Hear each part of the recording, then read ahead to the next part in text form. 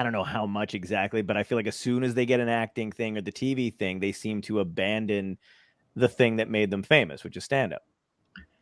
Sam Giancana, when he was a young hood in Chicago, he would probably go to a newsstand and get $20 every week from the newsstand. Right. No matter how big he got, he still got that $20 every week. So he's kind of like an old gangster,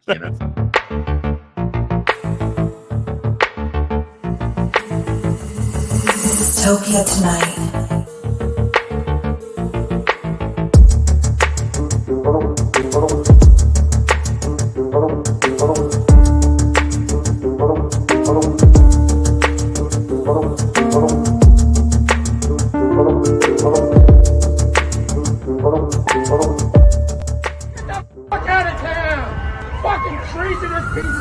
Dystopia tonight. Hey guys, it's great to be Hello. in that category of ghouls. Yeah. Trump. It's a nice theme. Yeah, I didn't do this. That was an actual television show. Right. But I mean, like you This is interviewed. a podcast. Anybody could do this. I actually had to audition, get the job, Yeah.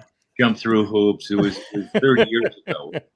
This bullshit didn't exist. Right. Oh, I know. I must have been. Show business was real. I don't know where you're in your garage in your mother's basement. Over the wall. I don't like to disclose my location. I don't blame you. Yeah.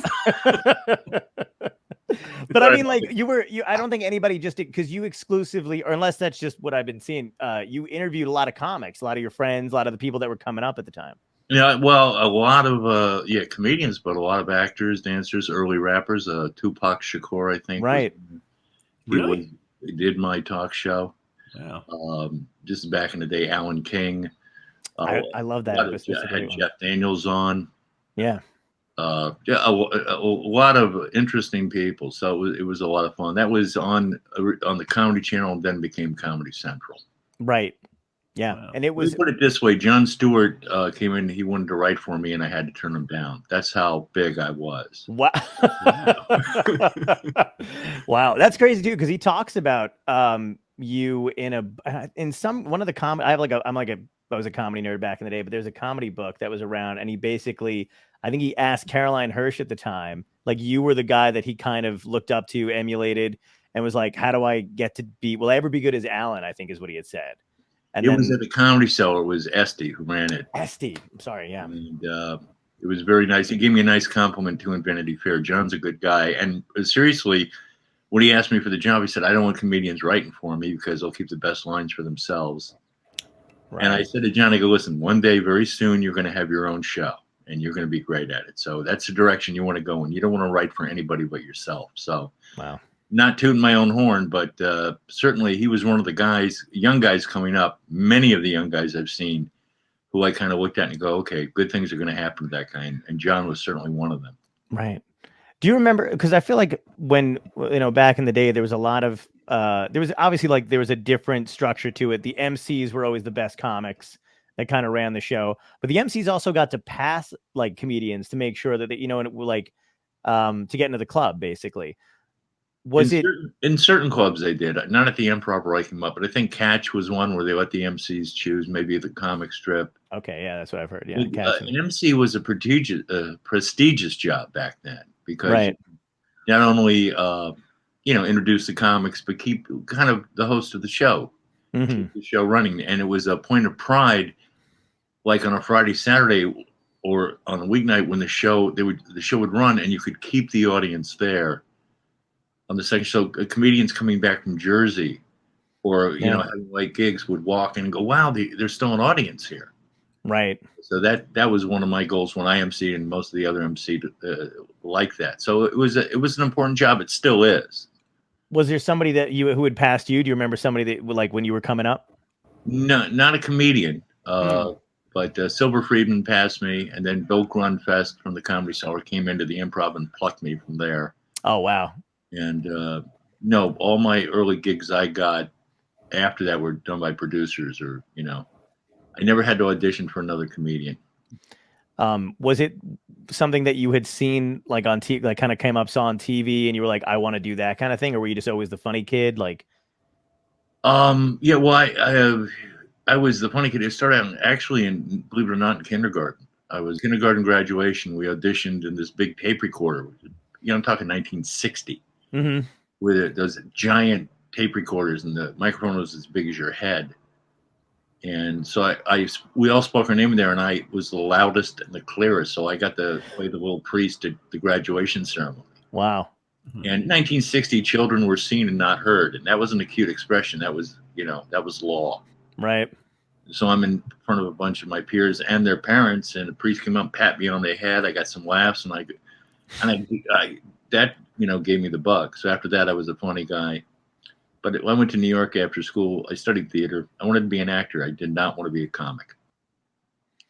And the acting thing was your gate. What was it like? Did you think the comedy was wound up being a gateway into acting? Did that how it worked back? No. I had I went to college to study theater, and I said after college I'm going to New York to be an actor. Okay. And in college at Florida State, a fellow student and I, John McFarlane, we started a comedy team called Two for Nothing. Okay. And we performed in Tallahassee, and then when I moved up to New York, he shortly followed me up there. Afterwards, not followed me, but went to New York, and we did it up there for a while. And after a while, I decided the acting thing is, so many people have to say yes. You got to jump through all these hoops, but stand up, you got an audience right away. So that I found that very appealing. Nice. The instant feedback is what got you. Yes, you get everything. Your ego, everything's satisfied. Right. Pardon me. Do you remember your first paid gig as a comic? Yeah, Tyson's Bar and Grill on 9th Avenue. It's not there anymore. Oh, wow. But I passed at the Improv and saw someone from there hired me for a couple shows. Oh, it's cool. Yeah, and I was tending bar at the time down at Curtain Up. So everything was happening on 9th Avenue. 43rd and 9th is where I tended bar. 44th and 9th, it was the Improv. Tyson's was on 51st and 9th. Wow. So I didn't have to go east of 8th Avenue. Did you avoid that whole kind of war between comics finally getting paid and not getting paid? Because I know that was around. That was like an issue. Yeah, I think that happened most in the 70s, and most of that was California. Right. And then by then you were pretty established. I mean, you had your own. Like, you didn't need to get involved. No, I started in '81. We were getting $5 a gig during the week. Rough. Holy shit. Yeah, I was in the tall cotton, baby. Right. You get that, and you could get a grilled hot dog with bacon on pita bread at the Improv. Oh my God! Gratis. Yeah, they used to pay you in food, and now, I mean, for whatever reason, I don't know exactly what happened in between that period of time, but I remember reading about you guys would either get paid in Coke or there'd be food, or like a middle act could make a shit ton of money, and then when I started doing it, they were like, you get to have breadsticks, and and maybe whatever, and I was like, what happened? And they were like, we don't give comics the good menu. So it's like, what the fuck? First of all, I never got paid in Coke. Okay. So I don't clubs. Yeah, but that never happened. It was usually money. There was maybe Coke on it from the night before, so I could lick the $5 I got. Sure. But no, I started in '81, and fortunately, it just happened to be in the right place at the right time. New York City, the comedy boom was happening. Yeah. There was more demand than product. Right. More demand than supply. So if you were okay, you could eke out a living being a stand-up. Nice. Learn while you earn, as they say. Right.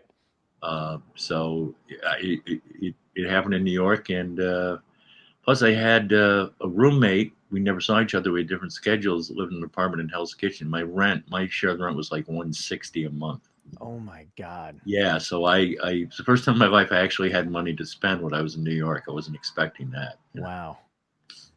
Did you have like a comedy class, like a core group of guys that you hung out with? Yeah, there were some friends I made. I knew a lot of comedians. That's a good thing about comedy. You feel you have friends when in truth, you know a lot of people. That's a good way to put it. John Heyman, Don Herrera, Lou DiMaggio, Charles Zucker, most of those guys aren't doing stand-up. John's a writer-producer on a show called Curb Your Enthusiasm. Yeah. And Lou is also acting on that show, and Lou's an actor and does a lot of work on television. So the reason I'm still in stand-up is because I never quit. Right. and it always gave something back to me. And excuse the reflection of my glasses, but I don't want people to actually see my eyes, like that way I can bullshit better. Okay. Yeah, and the thing too, though, is, like you've never seemed to be taking a break from stand up because you still stayed incredibly sharp. Like I saw you at the Cellar, I think before the pandemic, and you were fucking hilarious, man. I mean, it was just like, yeah, it was like still the same edge, same, whatever. Is that because you never stopped or because you love it? Well, I do both, I guess. Yeah. I mean, listen, you can still do it and get stale. I've certainly gotten stale at certain times in my career, and gone through slumps, as they say. Not as bad as a hitter can do, because as you know, comedians have to bat like 975, 980. Right. Keep working.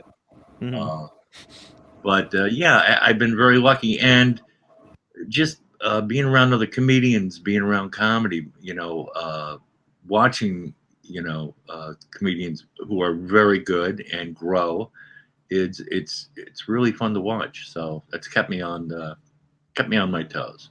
Were you doing it even when you were working on your shows and stuff like that, or did you take a break from it? I never. Wow. Listen, the late great Ken Ober, who hosted Remote Control. I remember when he got that gig, he quit stand up. He just quit. And he was very good at it, and he could have gotten back into it. But I saw that, and it had nothing to do with his demise or anything. And he always worked in show businesses and was respected. But I thought there would be no reason to quit stand up. I know eventually I would need it again because TV shows don't stay on the air. Right.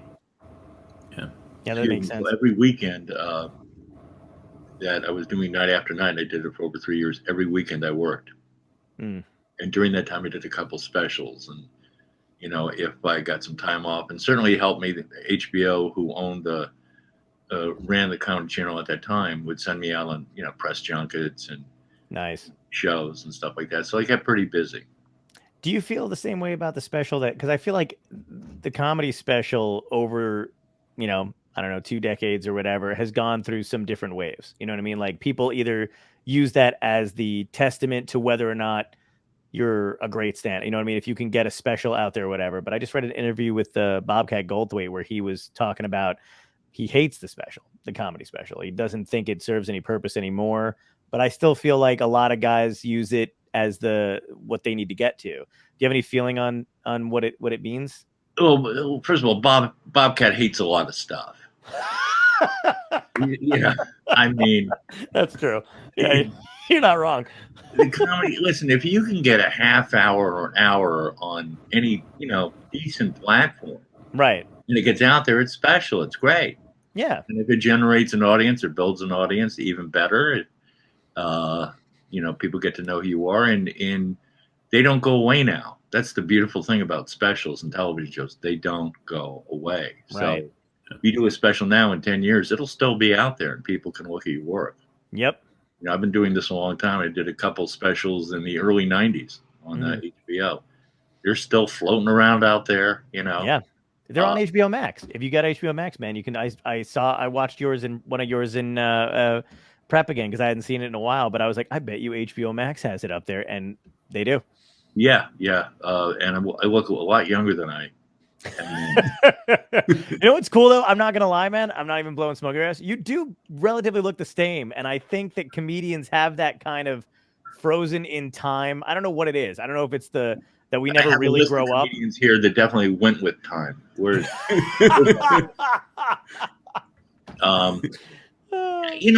don't know if you enjoy what you're doing.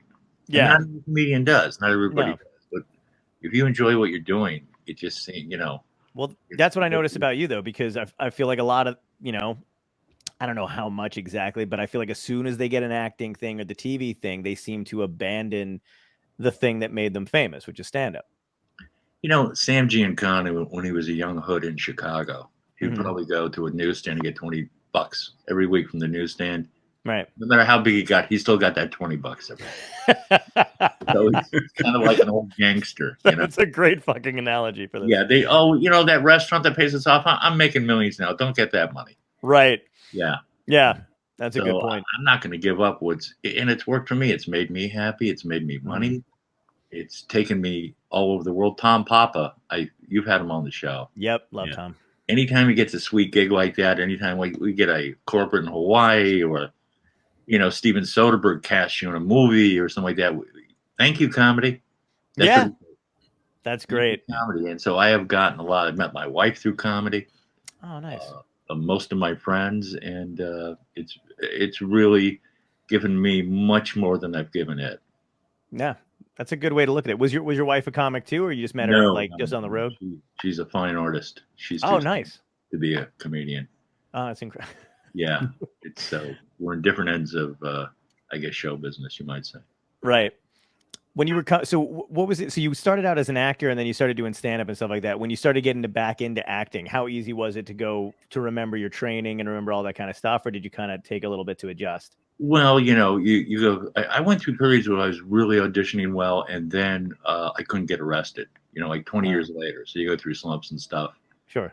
But at first, I tried to be an actor. That wasn't working. And the stand-up got me into commercials, and I got cast early on in by Lorne Michaels in the new show that was on for 20 minutes in 1984. And so I've gone through ups and downs, but when I came out to LA in 95, I started, getting some gigs, and it was nice. And then I couldn't get a gig to save my life. And then I started working. So I think one thing that really helped me in the last, 10, 12 years was a meditation. Oh, wow. And this is a few friends were doing it, mentioned it. So I took that as a sign, and I started doing it. And it's really helped me stay present and deal with any kind of small mental problems I might have, I've heard it's amazing. Is it the transcendental meditation? No, I don't do that crap. I just do the regular breathe, concentrate on my breath. I have my own mantra, but I'm not going to go to some dude for $2,500. Right. I was going to say I can't do like the T whatever they call it, TM stuff or whatever. I can't do it. I've had people talk to me about it, and I don't understand what it is. But you're talking regular meditation helps you. Yeah, you don't have to understand it. Just concentrate on your breath, set the timer on your phone, and you can't do it wrong. Oh. Even if you fall out of your chair, you just get back in the chair, Right. And, I had some anger issues growing up. It's helped with that. The other day I was in New York, and I had lunch with a friend, and I had this bag with me, what we used to call a man purse. And I don't always have it. So I left it I went for a walk in Central Park before the car picked me up, take me to the airport. I'm in the park. I go, I don't have my bag. Where did I leave it? Oh, it must be in the restaurant. And it wasn't like, oh my God, right? That kind of thing that we all go through. Yeah. That people call normal. Right.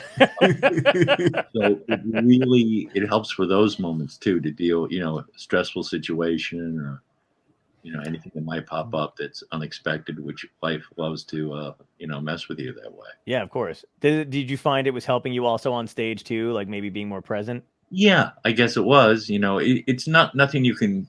Sometimes you feel it. Sometimes you see a pattern. So it's not like, oh wow, I meditated today. Oh, floating above everybody else. Yeah, I guess if you're more relaxed, you can think of more good material. But right. You still got to work to be funny. Oh yeah, absolutely. I was thinking like hecklers and shit like that. By the way, I love the Billions logo you have on my left and right here. Yeah, I don't see my picture up there though. No. I don't want people to think that that's me on the right. Marty and I. I gotta get a T-shirt like that and wear it on set. Yeah. We'll make one for you. We'll send it out. Good, extra large, please. No problem. We got it. I'm gonna put your picture right in the center of the two of them. That's what we should do. I'll make it happen. Yeah. No, leave it like it is. Don't fuck with it. Okay. All right. That's fine by me. Extra large. We'll print it up. So what was the? Excuse me. Let me just. Is this going out live now? Yes, it's live right now. Okay. How many viewers do we have? Right now, we're on a couple different platforms, so I don't know exactly how many there are. So we're on That's Twitch. A great answer. That's I love that bullshit kind of show business. Right. We're on a couple different platforms, and we've got some New Zealand people. We're having some of course, our Spanish audience is huge.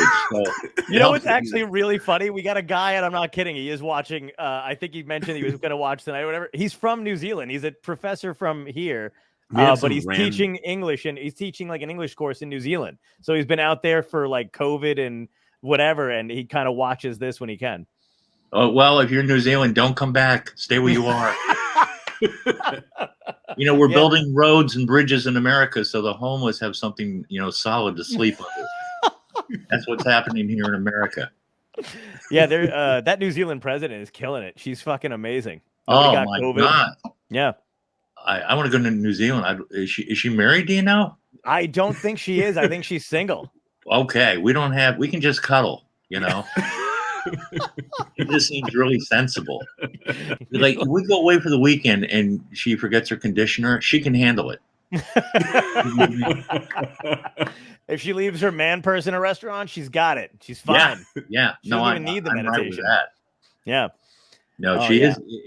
It was wonderful to see a world leader, just kind of has common sense. Yeah, and has their shit together and can speak extremely well. You know what I mean? Like they made a big deal out of Obama being eloquent and stuff like that too. And then she just comes along during the worst crisis the world has seen in God knows how long. And then she's just chill. Everything's fine. Yeah. And I like Angela Merkel too. What'd you say? Oh, me too. Angela Merkel. Yeah, she's fantastic. Yeah. Come on, bring the immigrants in. They have nowhere to go. Germany, we got some heavy dues to pay over the years. Right. Let's open up our hearts here. It's quite the contrast from back in the day, knocking on other countries' door, going, "Do you want the Jews?" And they were like, "No, we're fine." And then he was like, trying to clean up their karma. That's all yeah, exactly. And as smooth as Obama is, he deported a lot of people. Oh, absolutely. Yeah. They've done our leaders have done a wonderful job in Flint, Michigan. The water is still dirty. Oh yeah, it's fucking disgusting. How many minutes? It's Obama, that's Trump, and now it's Biden. Yeah, exactly. Still dirty water. Half of the time, I feel like if this were any other country, we'd just invade them if they were doing what we were doing to our people. Well, we already tried that. I don't think it didn't work well for either side. Right. Which is our side, Yeah. Were you? How were you during the COVID stuff, man? Were you like going insane, not doing stand up? Did you wind up doing Zoom shows? What was your sitch like? No, I wouldn't dare try to replicate stand up. Yeah. On Zoom. It was a nightmare. Yeah, I had the only health problems I had during the pandemic were mental problems, which I could handle. But it was anxiety, depression. I didn't know if I was going to ever work, or if I knew how to do it. Right. I got unemployment for the first time in my life, and some days it was great, Sure. Some days, oh, good, I don't have to do anything. But since March, I started working on Billions of this year, and a month after that, stand up when I go to New York. Mm-hmm. So it's been a real blessing. Nice. It's been great, actually. I've had a really good year. So that's good, man. I feel like it was hard to shake during the pandemic because there were definitely points in time where my brain would go to stand-up mode and it'd be like, 9:30, 10 o'clock at night. And I just talk to anybody who was next to me like, "Hey, where you from? What are you doing? How you holding up?" And it's like, "Are you all right?" I'm like, "No, I'm not." I got a laugh at the bank one day. Oh, that's huge. Yeah. The teller asked me, she goes, "Do you have any plans for New Year's Eve?" And I said, "Hey, I'm married." And she and the two people behind her started laughing. And I said, "You see my ring?" "Yeah, I've got it all the time." And she goes, "Well, I'm married too." I go, "Well, then shame on you." So it was almost a full set. That counts. And you got money for it at the end of that exchange. It was yours, sure but did. It's my money. We never make other people's money. We make our money. Oh, good point. That's very philosophical. Yeah, I just came up with that. I like that. We'll send you the clip. That way you can take it and throw it out everywhere. Yeah, let me be a comedian. Hey, that's mine. Okay, that's mine. You can't take that. That would happen sometimes in a diner. You'd sit around with someone like, "Hey, that's mine." Like, and then you'd try it on stage and you'd get the guppy look, Yeah. Or what George Gobel used to call the trout look, Were you out on the road a lot when you were younger? Like when you were starting out, did you hit it or did you stay primarily in New York? I stayed primarily in New York. Because I could, because I didn't need the money. Right. And I went out as a feature act for about 3 weeks and I knew I did well, and those clubs wanted me to come back as a feature, and I said, no, I'm going to wait. I waited a couple of years. I tightened my belt. I wanted to go out as a headliner, and that started happening in early '85. Okay. So I waited a while, and then once I was on Letterman, then things started taking off. But 86, a lot right? of 86, November '86. Very good. In fact, this coming November 13th, it'll be 35 years. Wow! Congratulations, man. Yeah, awesome. I thought I'd be on a porch right now, surrounded by beautiful women, or smoking a cigar on a yacht. That didn't quite happen, but not with two dudes on a computer screen. Definitely. Two guys that don't really shave. I stopped during the whole. I stopped cutting my hair and whatever. I don't know why, but I didn't think we were ever coming out of this. So I was like, I need to be less approachable. You mean you stopped going to get a haircut? Yeah. What did I say?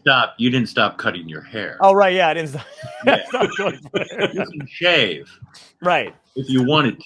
Right, I could shave if I wanted to. Yeah, I didn't. You were trying to be all edgy with Wild Bears. And no, dude, you just look like a dick, and you're on Zoom.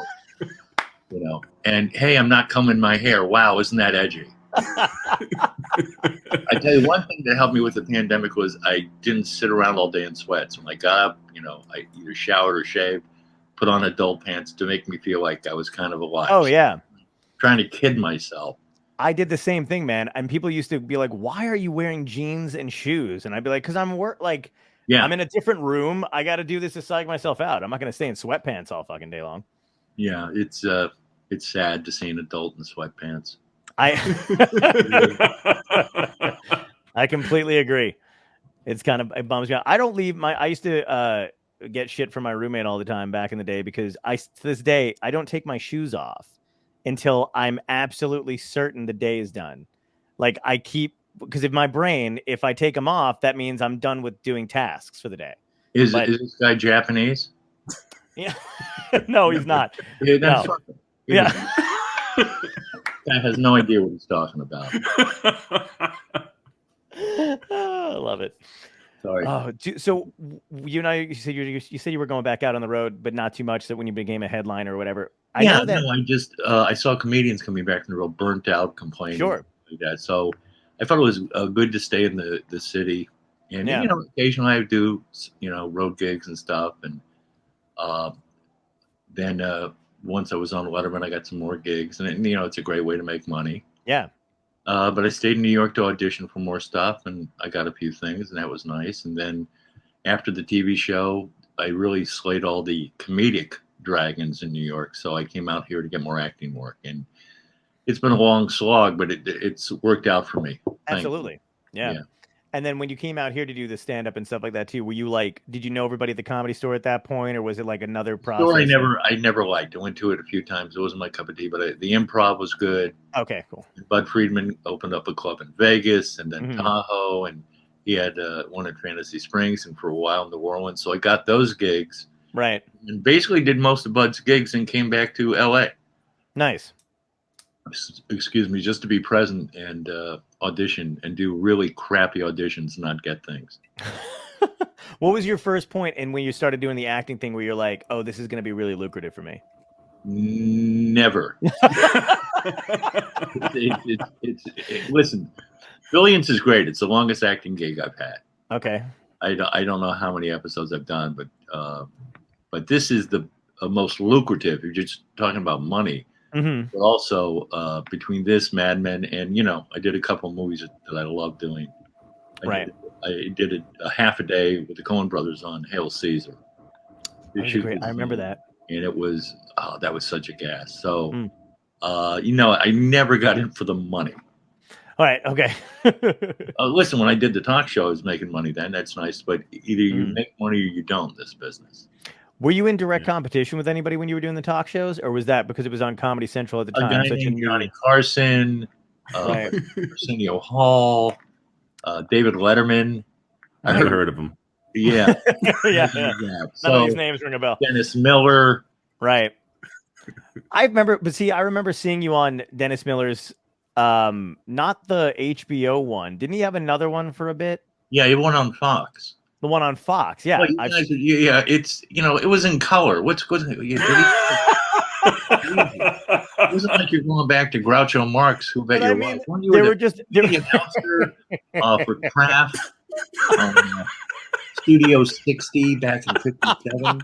I was on. It was not a good appearance, by the way, Dennis Miller. So no props for you for bringing that shit up. Oh, I'm sorry.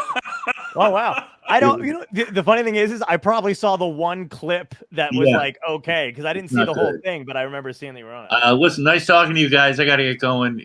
Best of luck with your Dystopia Tonight thing here. Oh my God. Funny thing say, hey, do you remember bombing? Do you remember bombing? Yeah. What about your uncle trapping you in the shed? Let's talk about that. Then I'll tell you how I bombed. Bricks. I didn't even. That's hilarious. I was like, I just happened to see it like not too long ago, and I was like, there was a lot of. And you had to be looking for it because they don't run that shit. You know what's funny? I did actually. I think I found like a rabbit hole where like I found your TV stuff because I'd seen that show before, the one that you had hosted, your talk show, and then from there it was literally like a rabbit hole of just like other comics that you were connected with and other little appearances, and that one was like a short clip that was on YouTube. Yeah. And I was like, wow, okay. Then that was like because I was like, there was a condensed, like, it seemed like there was a rush of that kind of stuff. And then it's kind of dissipated in the 90s and then kind of picked back up now. And I just never understood like what the thing was. It was the same way with the comedy clubs back in the day where like there was none and then there was a huge thing. And then the same thing with TV. A lot of comedy clubs and then they went away and then they came back. Right. Now they're here to stay. I mean, comedy is so huge right now. Yeah, it's great. And it's still basically the same thing, though. A microphone, a person. Yeah.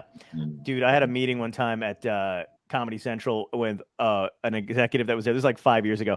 And she said to me, the days of men standing on stage with a mic are done. And and as a comedian, I'm sitting there, I'm going, okay. I don't know where that aggression came from. But I was like, cool. Well, yeah, no, that's not done. And you can change a man to a woman or to them or they. Yeah. It doesn't matter, how you identify or any of that. Right. One person standing up, getting laughs. That's a comedian. Yeah. Absolutely. If Comedy Central's done with that, great. Then, give us more South Parks or Jon Stewart shows or, right. Whatever you're doing. And Mike Judge, give him a deal.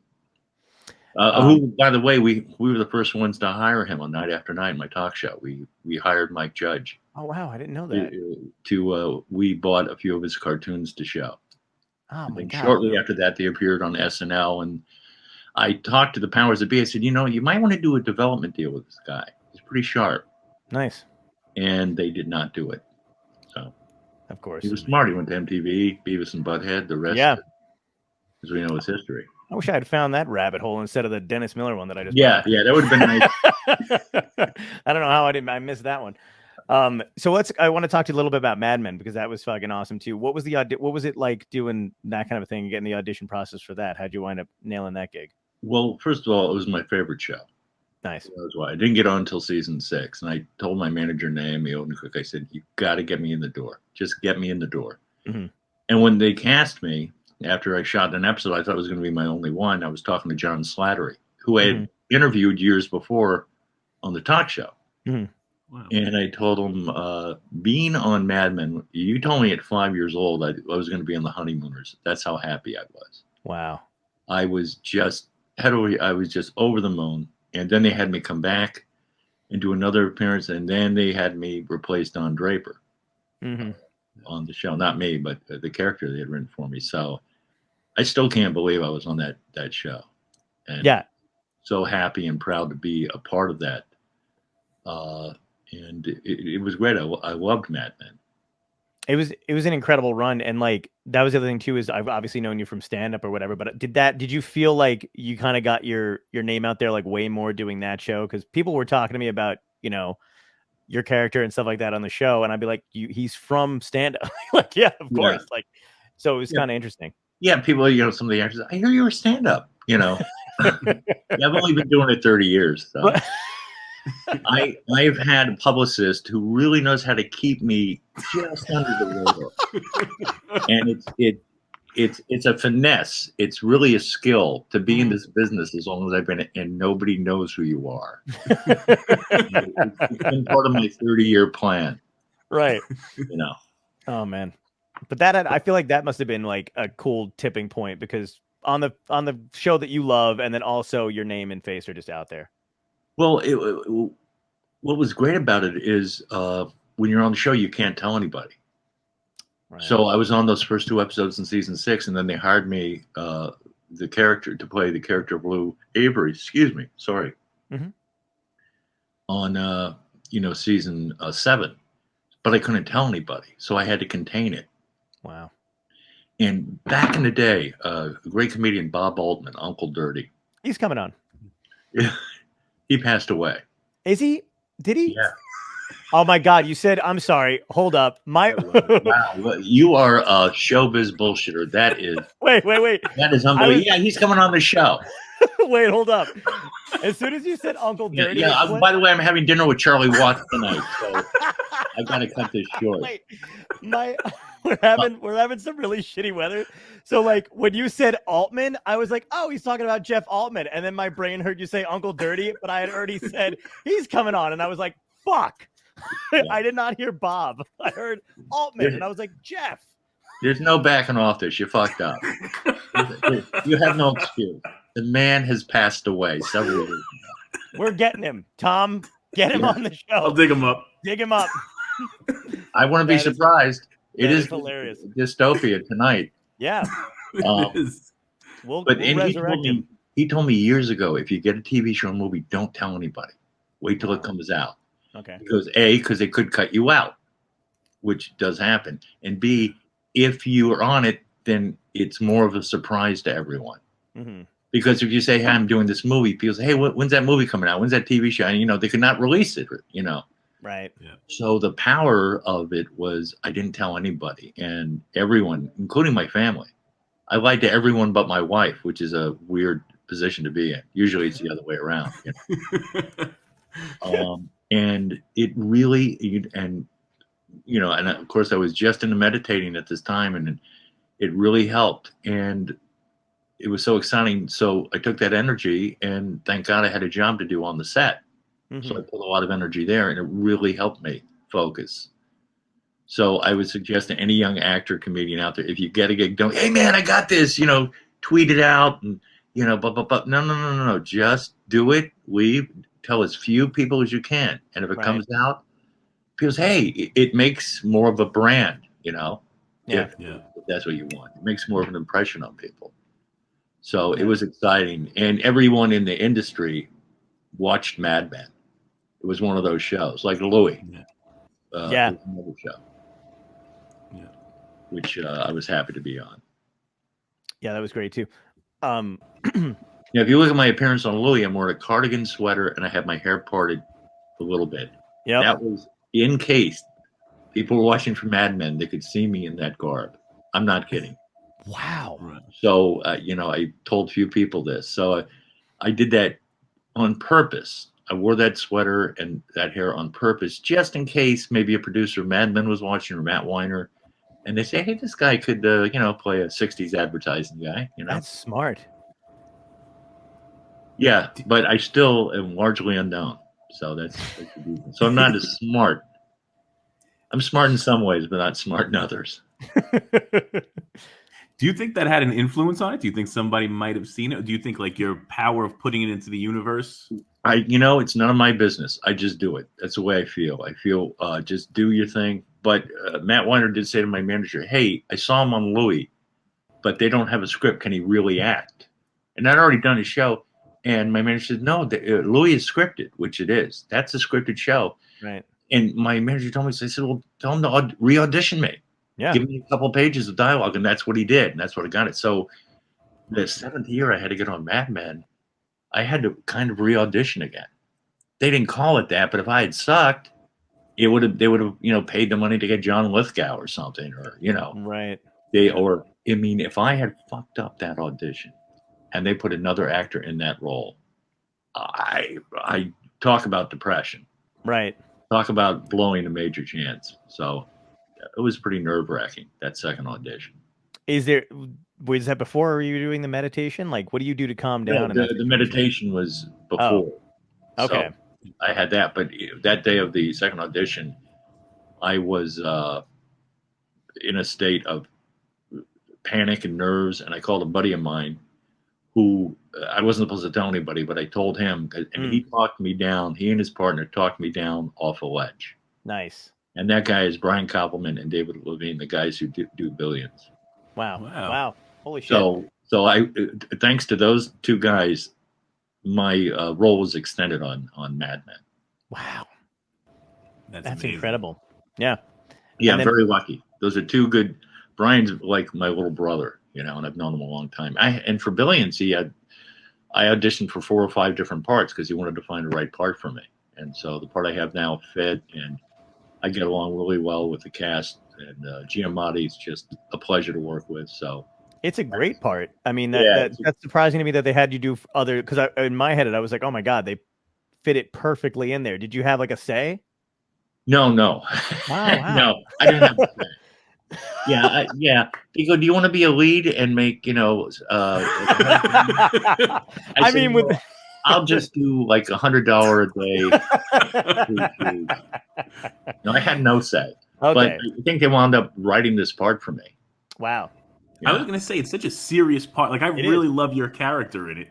And I feel like it was so serious that I don't picture a lot of the characters they have come in that are professional comedians. They don't tend to lean that way at all, but there are a lot on the cast, right?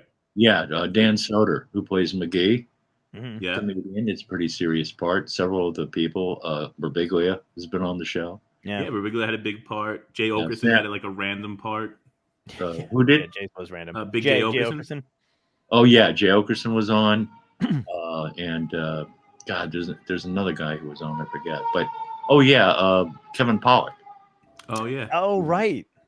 He had a nice run on that show, and comedians can handle drama really well. Yeah. I mean, Pollak is a good example. You see him on Mrs. Maisel.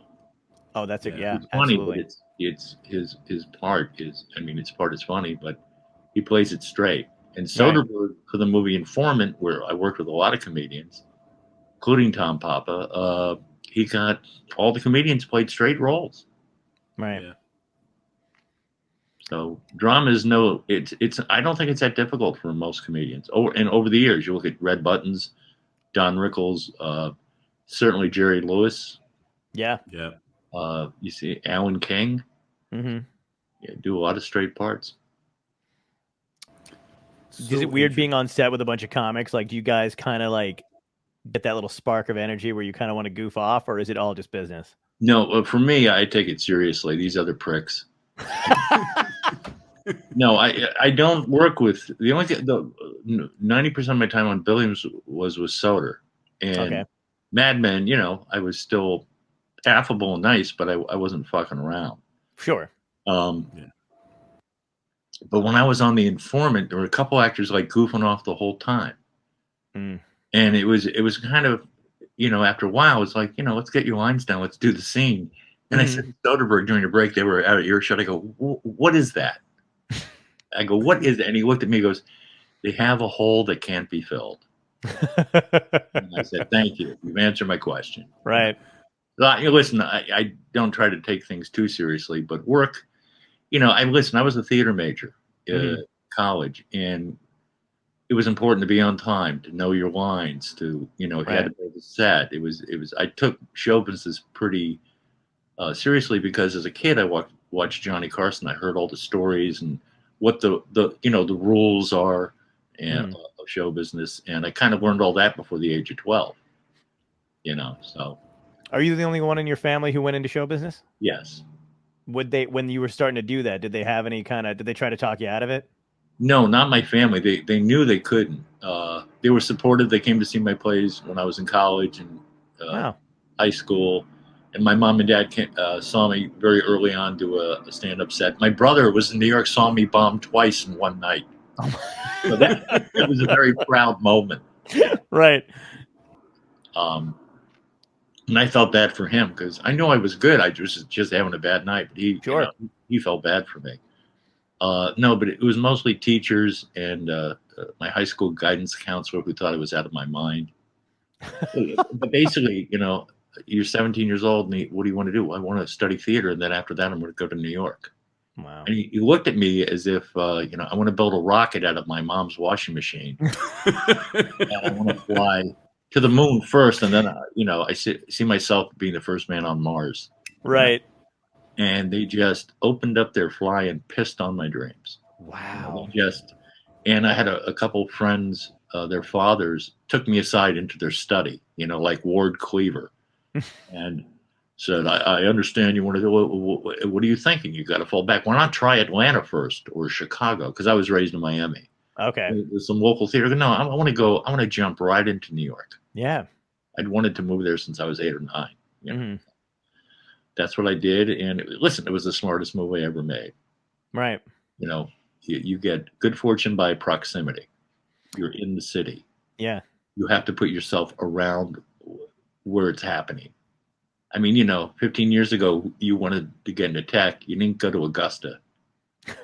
You went to San Francisco. Right. So that's what I did. I went to Mill Valley. I went to New York City because that's where show business was. It was either there or Los Angeles.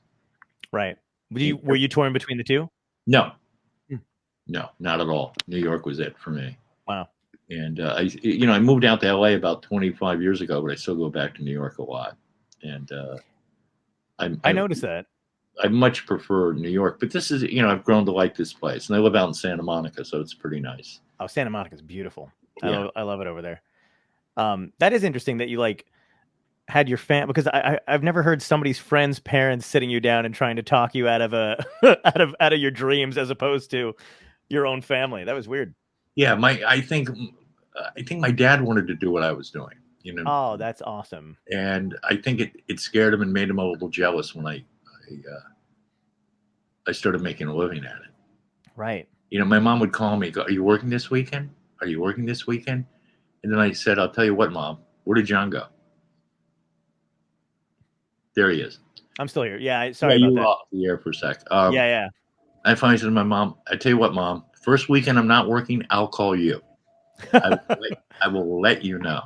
Right.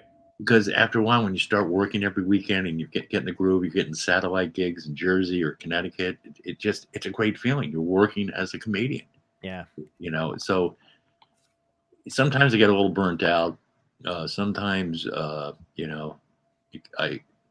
get a little down and stuff. But this business has just been mostly a joy to work in, and certainly a challenge. Do the cast and crew, when you're doing like a TV show or a movie or something like that, do you ever invite them to come see you do stand up? Or you try to keep it separate? No, we're getting along great now. Why fuck it up? It's so interesting though too, because I do feel the same way where you're like, you know what? I feel like the people who like me as a comic, and the ones who don't know what I say and think 24/7, I'm going to keep them separate. Well, listen, I stopped inviting, I don't like family to come see me. Right. I've had a few friends come to see me and it's gone south. Not that I do a bad job, but it's just when you're doing a show, you just want to concentrate on that. And but when you know someone's in the audience, your brain becomes bifurcated. Sure. You're thinking of them, you're thinking of you, Yep. And every now and then a crew member or an actor would say, "Hey, I saw your Letterman on YouTube. You were funny." But oh, sure, Right. And if they want to come to a show, they'll come to a show. Sure. But the bastards haven't, so God bless them. I almost would rather people didn't tell me until afterward. I like finding out that somebody was in the audience after the fact. Yes, exactly. Listen, if I meet some dude before the show and he comes to the audience, I'm thinking about him. Yep, same. I don't even know the guy. Oh yeah, that lady I met outside is. Mm-hmm. And I know we always remember the gigs we bomb at. Like people always say that. But like I think one sticks in my head more than anything else, and it was when I had, in the beginning or whatever. But I think family, people I worked with, people I had gone to high school with came out to see this one for whatever reason, one particular show, and I fucking ate a dick. Wow. So bad. Yeah. And that you can't say that anymore. Yeah. I'll edit it out with the Bob Altman. Make sure you do. You don't want to get canceled from Dystopia Tonight. Oh my God. But yeah, I remember that one more than anything else. And that was like, because and guess what? They'll always remember it. Oh God, I honest to fucking God, I don't think any of them have ever come back out to a thing. Somebody left a note on my car. That's how much they fucking hated it. Like, I think it was a relative. They were like, "Fuck you." Wow. Yeah. Oh yeah. It was a bad night, and I don't even remember like that I bombed that badly, but it was just a bad vibe. It was a bunch of people who were all expecting me to be someone else. Yeah. And then when I went to do my act, they were like, "The fuck is this?" Yeah, and some of them loved it too. Right. Yeah. Yeah. Yes. Exactly. Yeah. Family's great. Family and friends are wonderful that way. Yeah. Oh my God, I can't. What do you? I mean, I hate to beat a dead horse with this kind of shit, but what do you think about the stuff that's going on right now? As far as, because everybody's got their opinion. You just said the cancel thing, and obviously Chappelle's going through it right now. Do you find that it's kind of two different points of view that are not seeing eye to eye? Or do you think it's just pure over exaggerated PC shit? Because we used to deal with it. I think people get offended really easily now. Same, and yeah. listen, I understand that the trans people, there's a lot of violence and stuff, but it's not coming from Chappelle. Exactly. No one's watching Netflix going, yeah, trans people they should be beat up or they should be ostracized. So I saw the special. I didn't get that at all. Me too. Very funny. Yep. Smart, funny. The trans people I know have a sense of humor, but everybody has their brand now. They got to protect themselves, and I get that. Yeah. Yep. I get that. And I don't think I think Chappelle is having a ball. Me too. It's not hurting him. Nope. And if you're offended, don't watch. That's yeah, exactly. It's really hard to get that through. Some campus clubs have invited Ann Coulter on to talk. And people vote, they want her, and then people protest, so they yank her. No, Ann Coulter should be allowed to go to a campus and talk to her audience if she has one there. Agreed. And I'm a liberal. I'm left of the left in that way. So I don't believe in canceling artists of any kind. I'm right there with you, man. And the funny thing is that I feel like the arguments are always poor. You know what I mean? Because if they're really concerned about violence being enacted on a particularly marginalized group, they've literally got a very, very popular Netflix show running right now where there's some kind of thing where they're murdering Asians in some calamari hopscotch contest, or whatever it is, the Squid Game show. And it's like, and that's like literal murder. You know what I mean? That's people actually watching violence coming out of COVID, which had a particular like strain of violence towards Asians. So I'm like, where's the outrage for that? Oh, it's out there, but it's just not sexy right now. I'm serious. No, it's not hot right now. It's not right. Even though there's always been racism, there's always been this. It's not sexy. Right. Exactly. And I think they had maybe 30 Netflix employees maybe come out. They said there were 1,000. It's like maybe 26, maybe 30. Right. The woman that was leading that, a trans woman or something, she had all these homophobic and racist tweets. Really? I didn't see that. No way. And he said black trans person. I'll say that. I won't say woman. So there's a lot of hypocrisy out there. Yeah. And the media does this. They love to get clicks. Yep. It's all about making money. Exactly. Polarized, monetized, and hypnotized. Yeah. That is our society today. Agreed, man. My opinion. Well, I've got two more questions for you. If you can hang out, I'm going to ask you them. Nope, got to go. Bye. I'm done. I don't know if you know this. The World Series is on, you son of a bitch. I know, and I could see. I feel bad. I see in the back. I froze it behind me, so I love it. I'm gonna wrap. So, first question is: if you can go back in time and talk to your younger self, what advice would you give yourself that would help you today? Don't go out with her or her or her. Don't mess with him or him. Don't take this job, and don't listen to this person and this person and this person. Love it. That would be it, basically. Yeah, I like it. Well, first of all, I go back in time. I'm going to go out and get something to eat. I'm going to go to a top steakhouse and lay down $5 for a steak that doesn't exist anymore. Then I'm going to fill my car with gas. Then I'm going to get some real good shit, some Colombian gold. That's great. And I'm going to buy stock. Yeah. That's what I'm going to do. I'm not going to talk to my younger self. I'm not going to help. I'm going to go buy some shit, buy some stock, buy some land. That's what I'm going to do if I go back in time. Love it. I think that was the most honest answer we've had. And then the last question is, what had to end in your life, whether it was good or bad, to get you where you are today? What had to end? Yeah, what had to end? Weekends. What had to end was me getting up early on a Monday morning to go to a job I hated. Oh, nice. Had to end. Love it. Me putting on my monkey suit to 10 bar. That had to end. So beautiful. And listen, good luck with Uncle Dirty when you have him on the show. I know he's coming up soon. I can't wait to tell Jeff Altman that I that I misheard and thought you were talking about him. And now, when I have dinner with Charlie Watts, I'll ask him if he wants to come. I appreciate it. It's October. We're trying to get all the ghouls and goblins on. So that's that's Halloween. Cool. We took it away from children. Turned it into a holiday, bricks. Good old corporate America. Oh God. Seriously, thank you so much for coming on, man. I really love your work over the years and stuff. Thank you. I'm glad we can make this happen. I appreciate it. Gentleman on my left, I'm sorry, I don't know you. What's your name? Tom, sorry. Tom, such a pleasure. How come, John, you should introduce Tom? He should. He doesn't. I don't know if this is your dad or your uncle or could be from the FBI. This is the guy that brought down Matt Lauer. He's to make sure I don't get canceled. Good. Yeah, that's what he's here for now. Oh, that's great. Such an honor, but it's a pleasure. Real pleasure, guys. Thank you very much.